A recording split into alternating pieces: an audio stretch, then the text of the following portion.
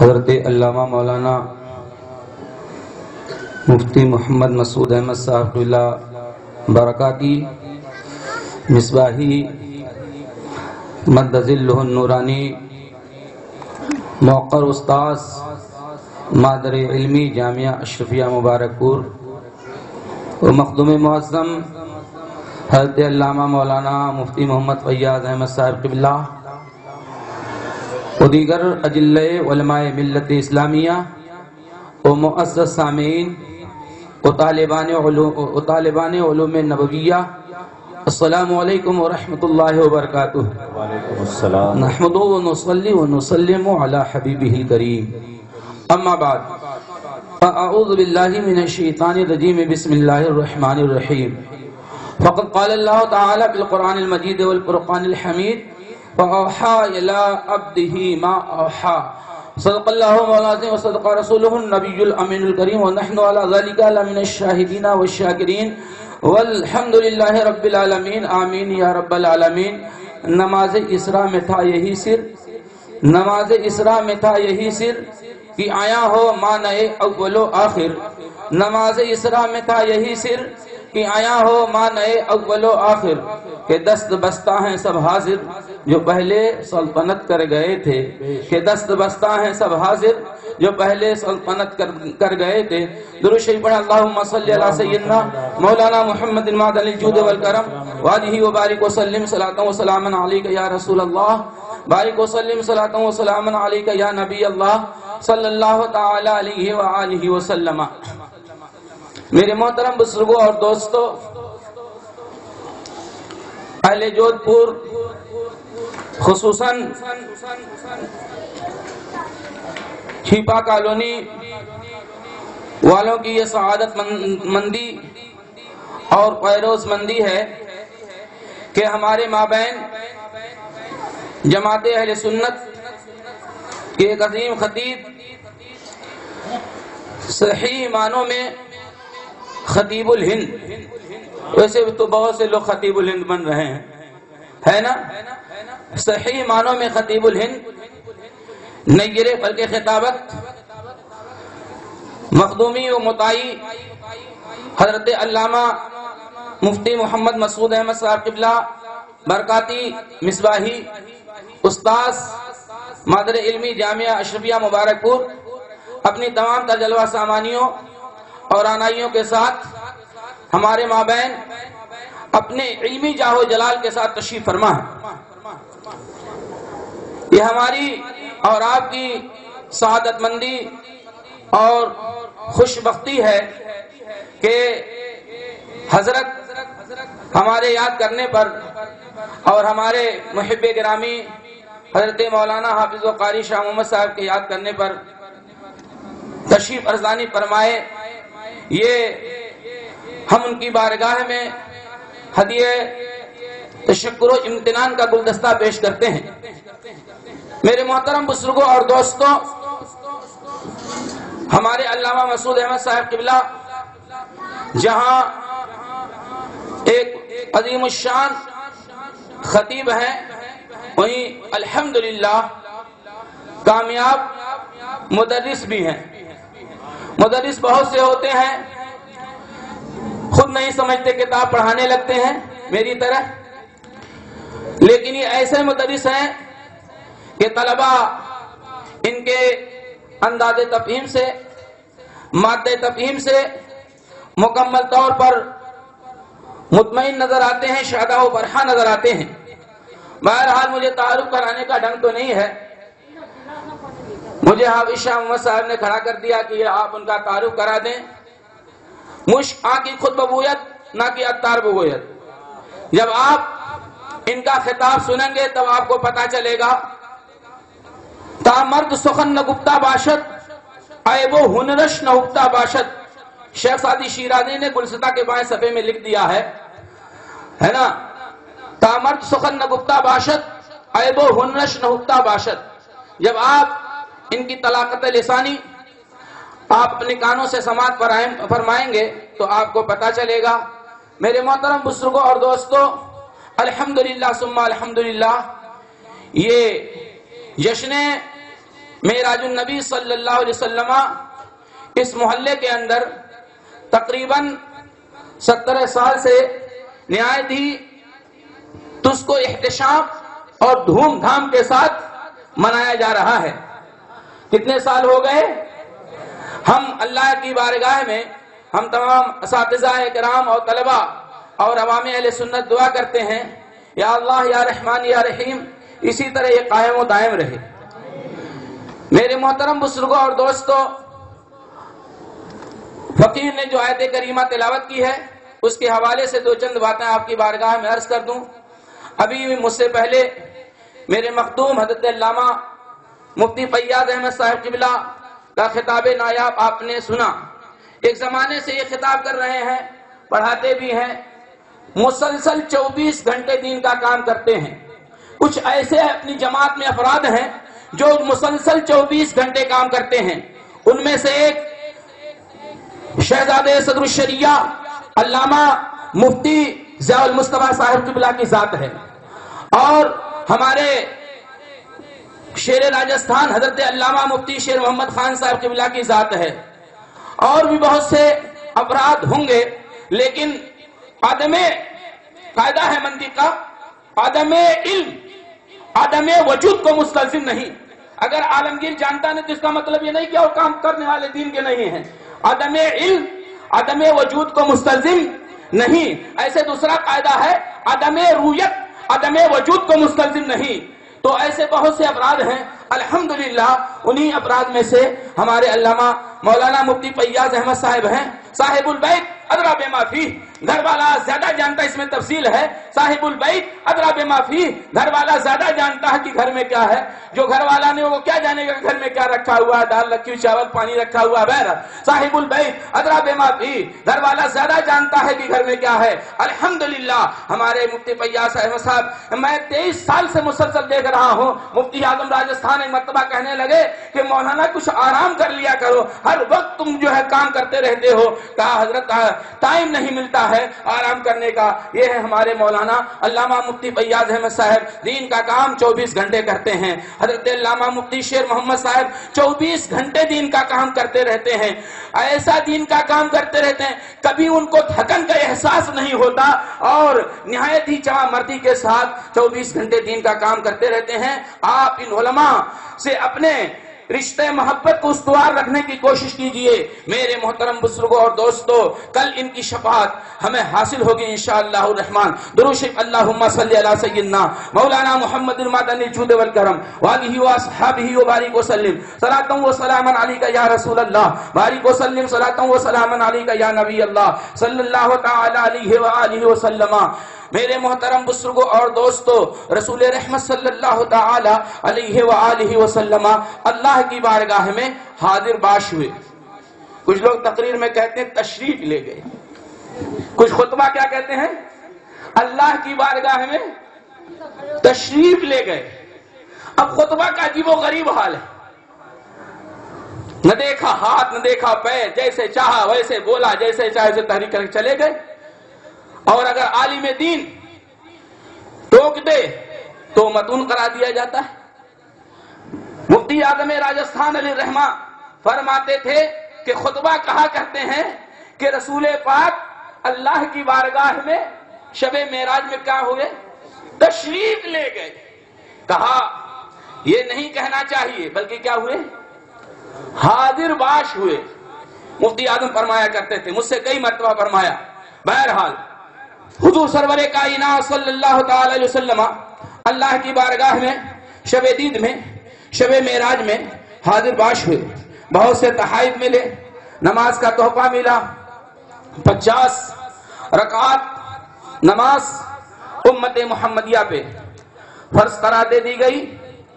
رسول پاک صلی اللہ علیہ وسلم اللہ کی بارگاہ سے تشریف لا رہے تھے، راستے میں حضرت موسیٰ کلیم اللہ علیہ السلام سے ملاقات ہوتی ہے، حضرت ابراہیم علیہ السلام اور دوسرے انبیاء کرام بھی تشریف فرما تھے۔ حضرت موسیٰ کلیم اللہ علیہ السلام سے ملاقات ہوتی ہے۔ حضرت موسیٰ کلیم اللہ علیہ السلام عرض کرتے ہیں کیا کیا تحفے ملے؟ رسول رحمت ارشاد فرماتے ہیں نماز کا تحفہ ملا، 50 وقت کی نماز امت محمدیہ پہ فرض قرار دے دی گئی۔ حضرت موسیٰ علیہ السلام عرض کرتے ہیں برجع یا محمد فإن امتک لا تطیق، اے محمد صلی اللہ علیہ وسلم، ہم یا رسول اللہ کرتے ہیں، یا رسول اللہ صلی اللہ علیہ وسلم آپ اللہ کی بارگاہ میں حاضر باش ہو جائیں، کیونکہ آپ کی امت محمدیہ 50 وقت کی نماز نہیں پڑھ سکتی ہے۔ جب میری امت 2 وقت کی نہیں پڑھ پا رہی ہے، میں نے بار بار تجربہ کیا، جرب تو میرا رہا، تو بہرحال آقا کریم صلی اللہ علیہ وسلم اللہ کی بارگاہ میں حاضر ہوئے۔ ہم سنیوں کا عقیدہ ہے اگر آقا صلی اللہ علیہ وسلم ایک مرتبہ حاضر باش ہو جاتے تو 45 وقت کی نماز معاف کر دی جاتی، لیکن کتنی مرتبہ حاضر باش ہوئے؟ 9 مرتبہ حاضر باش ہوئے۔ شارح بخاری علیہ الرحمن نے لکھا ہے اور دوسرے شارحین حدیث نے لکھا ہے۔ بہرحال میں عرض کرنا چاہوں گا کہ 9 مرتبہ رسول اللہ صلی اللہ علیہ وسلم اللہ کی بارگاہ میں حاضر ہوئے، اور ہر مرتبہ میں 5 وقت کی نماز کم ہوتی گئی، یہاں تک کہ 45 وقت کی نماز کم ہو گئی۔ اب حضرت موسیٰ کلیم اللہ علیہ السلام عرض کرتے ہیں پھر جائیے، میرے آقا صلی اللہ علیہ وسلم ارشاد فرماتے ہیں اب میں اپنے پروردگار سے شرم کرتا ہوں، اب میں اپنے پروردگار سے شرم کرتا ہوں۔ حضرت علامہ کرمانی علیہ الرحمہ کہتے ہیں کہ اس رسول اللہ کے ارشاد گرامی سے پتہ چلا اگر رسول اللہ 10ویں مرتبہ اللہ کی بارگاہ میں حاضر ہو جاتے تو 5 میں سے اور کچھ نمازیں، اب آپ کی تقریر، 5 نمازوں میں سے کچھ اور نمازیں کیا ہو جاتی؟ معاف کر دی جاتی۔ مگر رسول رحمت صلی اللہ علیہ وسلم کی بھی یہی آرزو تمنا خواہش تھی کہ کم سے کم امت محمدیہ پہ 5 وقت کی نماز فرض قرار دے دی جائے۔ بہرحال پھر میرے آقا حدیث قدسی کے طور پر ارشاد فرماتے ہیں کہ یہ 50 وقت کی نماز، یہ 5 وقت کی نماز ثواب میں 50 وقت کی نماز کے برابر ہے۔ فَإِنَّ الْقَوْلَ لَا يَتَبَدَّلُ إِلَيَّ۔ بہرحال میں عرض کرنا چاہوں گا میرے محترم بزرگوں اور دوستوں، 2-3 تحائف اور بھی ملے، وہ سن لیجئے 5 منٹ میں۔ ایک تحفہ یہ ملا، سورہ بقرہ کی آخری آیات کے مضامین دوبارہ رسول رحمت پہ نازل کیے گئے، یہ دوسرا تحفہ۔ تیسرا تحفہ یہ ہے جس کا ذکر جمیل مشکات، مسلم شریف، بخاری شریف اور ابو داؤد شریف وغیرہ میں، ابن ماجہ میں اس انداز میں ہے کہ پہلے کی جو امتیں تھیں ان امتوں میں سے اگر کوئی شخص گناہ کرنے کا، ناجائز کام کرنے کا ارادہ کرتا تو ارادے کا گناہ بھی اس کے نامہ اعمال میں لکھا جاتا، اور ناجائز اور برے کام کرنے کا گناہ بھی اس کے نامہ اعمال میں لکھا جاتا۔ اگر کوئی اچھا کام کرنے کا ارادہ کرتا تو ارادے کا ثواب بھی اس کے نامہ اعمال میں لکھا جاتا، اور اچھا کام کرنے کا ثواب بھی اس کے نامہ اعمال میں بیلنس برابر۔ امت محمدیہ کو یہ شرف حاصل ہوا رسول رحمت صلی اللہ علیہ وسلم کے صدقے و طفیل کہ امت محمدیہ میں سے اگر کوئی شخص، امت محمدیہ سے مراد یہاں امت اجابت ہے، امت دعوت خارج ہے نا، امت محمدیہ میں سے اگر کوئی نیک کام کرنے کا ارادہ کرے، ادھر ہی ارادہ کیا، ارادے کا ثواب اس کے نامہ اعمال میں لکھ دیا جاتا ہے۔ اسی پر میرے پیر و مرشد یہ حدیث پاک بیان کرتے ہیں، نیت المومن خیر من عملہ، بندہ مومن کی نیت اس کے عمل سے بہتر ہوا کرتی ہے۔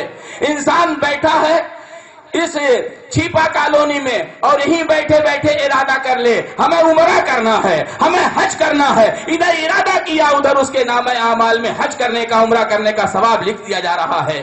نیت المومن خیر من عملہ، بندہ مومن کی کی نیت اس کے عمل سے بہتر ہوا کرتی ہے۔ بہرحال میں عرض کرنا چاہوں گا ہم میں سے اگر کوئی، امت محمدیہ میں سے اگر کوئی نیک کام کرنے کا ارادہ کرے تو ارادے کا ثواب اس کے نامہ اعمال میں لکھ دیا جاتا ہے، اور نیک کام کرنے کا ثواب بھی اس کے نامہ اعمال میں لکھ دیا جاتا ہے۔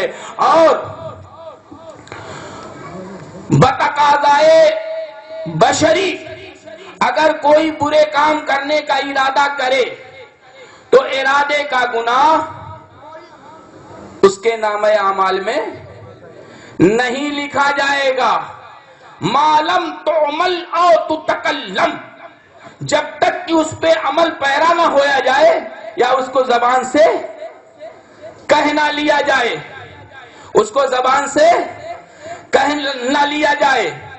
اب اگر کوئی برا کام کرنے کا ارادہ کرتا ہے تو ارادے کا گناہ اگر کوئی برا کام کرتا ہے تو اس برا کام کرنے کا گناہ تو لکھا جائے گا، لیکن برا کام کرنے کے ارادے کا گناہ اس کے نام اعمال میں نہیں لکھا جائے گا. یہاں بیلنس برابر نہیں. اب آپ دیکھیں اس حدیث پاک کے حوالے سے سنیں رسول پاک صلی اللہ علیہ وسلم کی شان کریمی کتنی ہمارے اوپر ہے.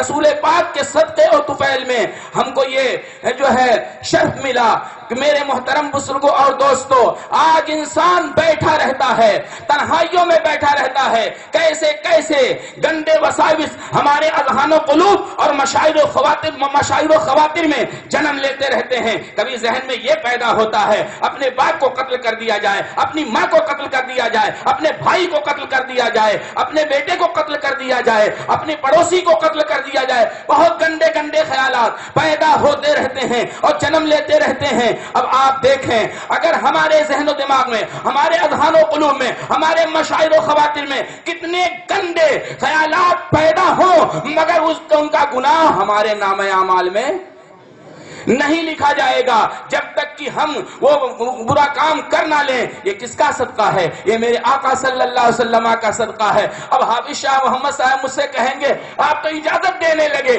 کہ گندے خیالات ذہن میں لاؤ. نہیں، آئیے امام اہل سنت، مجدد اعظم، کنز الکرامت، جبل الاستقامت، مجدد دین و ملت، سرکار اعلی حضرت امام احمد رضا محدث بریلوی علیہ الرحمت و رضوان، آج بہت سے لوگ اعلی حضرت بننے کا خواب دیکھ رہے ہیں. کچھ ہمارے ہندوستان میں خواب دیکھ رہے ہیں، کچھ ہمارا جو قریبی ملک ہے اس میں خواب دیکھ رہے ہیں. میں یہ کہتا ہوں ہاں اعلی حضرت بننے کا خواب دیکھو. خواب دیکھنا جو ہے یہ ناجائز نہیں ہے. آپ خواب دیکھو، اعلی حضرت بننے کی کوشش کرو، اعلی حضرت بننے کی کوشش کرو. ستاروں کے آگے جہاں اور بھی ہے، ابھی عشق کے انتہا اور بھی ہے. فوق کل ذی علم علیم. آپ اعلی حضرت جیسا بننے کا خواب دیکھو مگر خدا را امام اہل سنت کی تحقیقات پر جو ہے تحقیق کرنے کی اور مشق کرنے کی کوشش مت کرو، ورنہ سن لو، کان کھول کے سن لو، ہر دور میں اٹھتے ہیں یزیدی فتنے، ہر دور میں شبیر جنم لیتے ہیں. الحمدللہ ہماری جماعت اہل سنت میں ایسے علماء پیدا ہو چکے ہیں اور موجود ہو چکے ہیں جو اعلی حضرت امام اہل سنت علیہ الرحمہ کی کسی بھی عبارت پر اگر کوئی جو اعتراض کرتا ہے تو الحمدللہ اس کا منہ دندہ شکن جواب دینے کے لیے ہمارے علماء پیدا ہو چکے ہیں. ہماری جماعت میں ایسے علماء ہیں. میرے محترم بزرگوں اور دوستوں، میں عرض کرنا چاہوں گا، میں بتانا چاہوں گا، لہذا اعلی حضرت بننے کی کوشش کرو، کوئی عیب نہیں ہے، بننا چاہیے، خواب دیکھنی چاہیے، خواب دیکھنا چاہیے، تمنا کرنی چاہیے کہ ہم بھی اعلی حضرت کی طرح عالم ہو جائیں، ہم بھی اعلی حضرت کی طرح عالم ہو جائیں. مگر سنو، ہمارے مخدوم حضور شارح بخاری علامہ مفتی شریف الحق امجدی علیہ رحمت و رضوان، جو حضور مفتی اعظم ہند کے بعد پوری اس جو ہے اپنے ہندوستان اور ہندوستان سے جو ملا ہوا ملک ہے، اس میں ان دونوں ملکوں میں اعلی حضرت شارح بخاری جیسا عالم ربانی پیدا نہ ہوا، جن کے 70,000 سے زائد تحریری فتاوے موجود ہیں. میں عرض کرنا چاہوں گا، شارح بخاری لکھتے ہیں امام احمد رضا اور مسئلہ تکفیر میں، اس کے علاوہ فتاوی شارح بخاری تیسری جلد کے اندر لکھتے ہیں. یہ ہمارے حضور شارح بخاری لکھتے ہیں کہ 4 صدیاں گزر گئیں، اعلی حضرت جیسا عالم دین پیدا نہیں ہوا.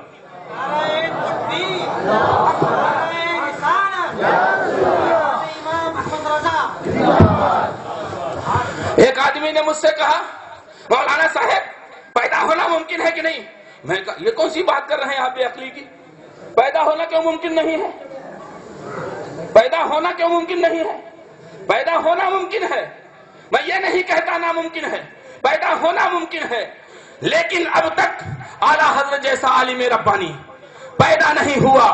میرے محترم بزرگوں اور دوستوں، آج 1-2 کتاب لوگ لکھ لیتے ہیں اور بنتے ہیں اعلیٰ حضرت، اعلیٰ حضرت بننا شروع کر دیتے ہیں۔ بہرحال امام اہل سنت مجدد اعظم کنز الکرامت جبل الاستقامت مجدد دین و ملت سرکار اعلیٰ حضرت امام احمد رضا محدث بریلوی سے یہی سوال ہوا کہ ہمارے ذہن و دماغ میں گندے گندے خیالات جنم لیتے ہیں، کبھی کبھی ایسی بات آ جاتی ہے جو ہم زبان سے ادا نہیں کر سکتے، اس کا ہم کیا کریں تاکہ ہمارے ذہن و دماغ میں گندے خیالات پیدا نہ ہوں؟ تو امام اہل سنت علیہ الرحمہ جہاں بہت بڑے مجدد اعظم تھے وہی مصلح قوم و ملت ہے۔ قسم خدا کی بخار کی کیفیت طاری ہے مگر فتویٰ لکھ رہے ہیں، شدت کا بخار ہے مگر فتویٰ لکھ رہے ہیں۔ اٹھائیے فتاوی رضویہ 12ویں جلد، جب زمین و آسمان کے سکون کا مسئلہ آیا، ہم مسلمانوں کے نزدیک سنیوں کے نزدیک زمین بھی ساکن ہے اور آسمان بھی ساکن ہے۔ اعلیٰ حضرت فرماتے ہیں آسمان کے سکون پر دلیل دیتے ہوئے ایک پورا رسالہ لکھ ڈالا اور کہتے ہیں حاجی صاحب اس وقت شدت بخار میں مبتلا ہوں، لیکن چونکہ شریعت کا حکم ہے میں فوراً آپ کی بارگاہ میں یہ رسالہ لکھ کر کے بھیج رہا ہوں۔ ہمارے سید صاحب یہاں پر، سید ساجد صاحب یہاں پر تشریف فرما ہے، انہوں نے مجھ سے مرتبہ پوچھا وہ رسالہ کہاں ہے؟ میں کہا فتاوی رضویہ شریف میں ہے، اس کے داہنے صفحے میں امام اہل سنت علیہ الرحمہ لکھتے ہیں شدت بخار سے میں تڑپ رہا ہوں، لیکن حاجی صاحب جب آپ نے مسئلہ پوچھ لیا ہے فوراً اسی حالت میں لکھ کر کے یہ رسالہ تیار کر دیا، بھیج دیا۔ یہ اعلیٰ حضرت کی خدمت دین متین تھی۔ تو میں عرض کرنا چاہوں گا امام اہل سنت علیہ الرحمہ فرماتے ہیں بھائی صاحب اگر کثرت سے وساوس آپ کے ذہن و دماغ میں جنم لے رہے ہیں، ایک آسان نسخہ، روحانی نسخہ، گاڑی ہاسپٹل والا نسخہ نہیں، روحانی نسخہ، کہا وہ کیا ہے؟ فرماتے ہیں لا حول ولا قوت الا باللہ العلی العظیم کی کثرت کیا کرو، ادھر کثرت کرتے رہو گے ادھر تمام وساوس ذہن سے ختم ہوتے ہوئے نظر آئے۔ یہ دو تحفے، بس تیسرا تحفہ یہ ہے کل قیامت کے دن حضرت ابراہیم علیہ السلام اللہ کے حضور کھڑے ہوں گے، حاضر باش ہوں گے، عرض کریں گے مولا خلت کا تاج زرری میرے سر انور پر رکھا، سب سے پہلے مجھے جنت میں داخل کیا جا۔ اتنے میں حضرت موسیٰ کلیم اللہ علیہ السلام عرض کریں گے مولا بلا واسطہ تو نے مجھ سے گفتگو فرمائی، گفتگو سمجھانے کے لیے کہہ رہا ہوں نہ کلام میں کہتا ہوں، کلام فرمایا اور لہذا میرا حق ہے سب سے پہلے مجھے جنت میں داخل کیا جائے۔ اتنے میں حضرت آدم صفی اللہ علیہ السلام بارگاہ الہی میں حاضر باش ہو کر کے عرض کریں گے مولا تو نے بغیر ماں باپ کے مجھے پیدا فرمایا، صفوت کا تاج زرری میرے سر انور پر رکھا، سب سے پہلے مجھے جنت میں داخل کیا جا۔ بہرحال 1,24,000 یا 2,24,000 کم و بیش انبیاء کرام اپنے اپنے فضائل، اپنے اپنے مناقب، اپنی اپنی خوبیوں کو اللہ کی بارگاہ میں پیش کر کے عرض کریں گے سب سے پہلے مولا مجھے جنت میں داخل کیا جائے۔ اللہ تعالیٰ ارشاد فرمائے گا اے انبیاء کی جماعت سنو، جب تک رسول رحمت جنت میں داخل نہ ہو لیں گے ہر نبی کا داخلہ جنت میں منع کر دیا جائے گا۔ سبحان اللہ سبحان اللہ۔ بہت اور رسول رحمت کے صدقے میں یہ آخری بات، رسول رحمت کے صدقے میں امت محمدیہ کا شرط دیکھیں، آپ دعا کریں اللہ پاک ہمیں امت اجابت سے بنائے اور دوسری امت سے نہ بنائے، دوسری امت سے نہ بنائے۔ امت اجابت وہ کون سی امت ہے؟ جو ٹی ٹی ایس ہوگی، سبحان اللہ سبحان اللہ، جو ٹی ٹی ایس ہوگی، جو ٹناٹن سنی ہوگا وہ امت اجابت سے ہوگا۔ اور بھی ہیں کچھ لوگ جو امت اجابت سے ہیں لیکن جن کی بد مذہبی حد کفر تک پہنچ چکی ہے، وہ امت اجابت سے ہرگز نہیں ہو سکتے. یہ میں نہیں کہتا، میرے اعلیٰ حضرت فتاوی رضویہ چھٹی جلد سب داہنے صفحے پر فرماتے ہیں کہ امت اجابت سے وہ خارج. بہرحال میں عرض کرنا چاہوں گا، میرے آقا صلی اللہ تعالی وسلم کے صدقے و طفیل امت محمدیہ، میرے آقا صلی اللہ علیہ وسلم کے صدقے و طفیل جب تک امت محمدیہ جنت میں داخل نہ ہو لے گی، ہر امت کا داخلہ جنت میں حرام کر دیا جائے گا. دوسرے انبیاء کی امتیں کھڑی ہوں گی، عرض کریں گی مولا ہمیں سب سے پہلے جنت میں داخل کر دیا جائے. اللہ تعالیٰ ارشاد فرمائے گا، اے امتوں، اے انبیاء کی امتیں سن لو، جب تک محمد بن عبداللہ رسول رحمت کی امت اجابت جب تک جنت میں داخل نہ ہو لے گی، ہر امت کا داخلہ جنت میں حرام کر دیا جائے گا. اسی آیت، اسی واقعے کے تحت اللہ رب العزت تبارک و تعالیٰ نے، بلکہ یہ کہہ لیجئے فَأَوْحَىٰ إِلَىٰ عَبْدِهِ مَا أَوْحَىٰ، اس آیت کریمہ کے تحت میں نے جو بھی تقریر میں کہا، اس واقعے کو اور اس واقعے کی طرف اشارہ کیا گیا، اس کو بیان کیا گیا. ہم لوگ جو ہے نہایت ہی سعادت مند ہیں کہ ہمارے مابین حضرت علامہ مفتی محمد مسعود احمد صاحب قبلہ برکاتی مصباحی استاذ گرامی جامعہ اشرفیہ مبارک پور، آپ جو ہے ان کا خطاب نایاب سماعت فرمائیں. نہایت ہی دل نشین، دل پذیر خطاب ہوتا ہے، اور آپ کا خطاب حشو و زوائد سے پاک ہوتا ہے. آپ کا خطاب حشو و زوائد سے پاک ہوتا ہے. حشو و زوائد کا مطلب ادھر ادھر کی باتیں، لا یعنی باتیں. ومن حسن اسلام المرء ترک ما لا یعنی، آدمی کے اچھے اسلام سے یہ ہے لا یعنی باتوں کو، غیر مفید باتوں کو چھوڑ دے. بہرحال ہم حضرت کی بارگاہ میں نہایت مؤدبانہ، عاجزانہ، مخلصانہ انداز میں عرض کریں گے کہ حضرت تشریف لائیں، ہم سامعین کے قلوب و اذہان و مشاعر و خواطر کو اپنے مواعظ حسنہ سے مستفیض و مستنیر فرمائے. نعرہ تکبیر، نعرہ تکبیر، نعرہ رسالت. حضرت علامہ مولانا مسعود احمد صاحب قبلہ زندہ باد، جامعہ اشرفیہ، فیضان جامعہ اشرفیہ، فیضان جامعہ اشرفیہ، فیضان جامعہ اسحاقیہ، فیضان مفتی اعظم راجستھان، علماء اہل سنت، مسلک اعلی حضرت، فیضان مسلک اعلی حضرت، فیضان اعلی حضرت. نعرہ تکبیر، نعرہ رسالت. السلام علیکم. سبحان اللہ، ماشاء اللہ، سبحان اللہ.